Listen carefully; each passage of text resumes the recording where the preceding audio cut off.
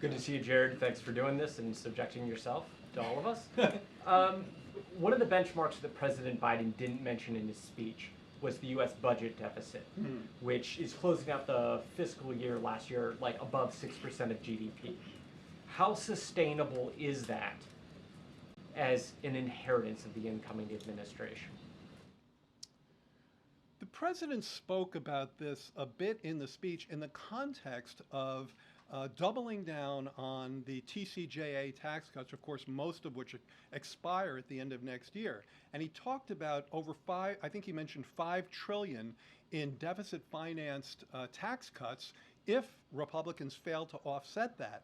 I think that stands in stark contrast to the budgets that we've passed that have the most recent one with $3 trillion of deficit reduction. So the first point is that if you look at the fiscal outlook that we've tried to craft in our budgets, now obviously we're not able to get those through Congress, but we certainly, that's what we've been fighting for. They're characterized by significant deficit reduction and a great deal more fairness in the tax code, which is something he talked about today. So I think he correctly took a stance that the full extension of the Trump tax cuts would be both significantly damaging our fiscal outlook and even worse, creating more unfairness in the tax code and increasing after-tax inequality.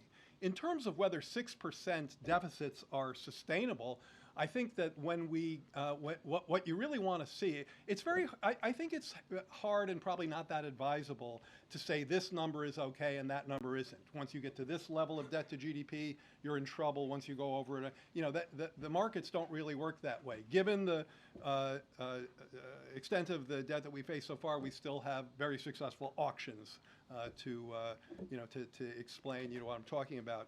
But I do think that what you want to see is when you get to a full employment economy with above trend growth, you'd like to see that number coming down. So I think it's much more of a delta story.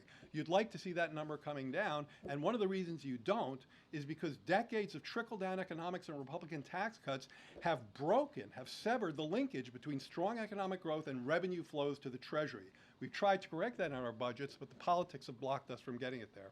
But basically, you believe the current situation is not sustainable based off your budget proposals. I think that when you get to an economy, I think that when you're an economy like ours, no, I wouldn't say it that way. I would say when you're an economy like ours with all the kinds of indicators the president discussed today, full employment, above trend GDP growth, historically low unemployment, yes, your budget deficit should be going down because the revenues that come into your coffers are outpacing your outlays. And that's the budgets that we've written. That's something we've tried to embed in our budgets, and we haven't been able to get them passed.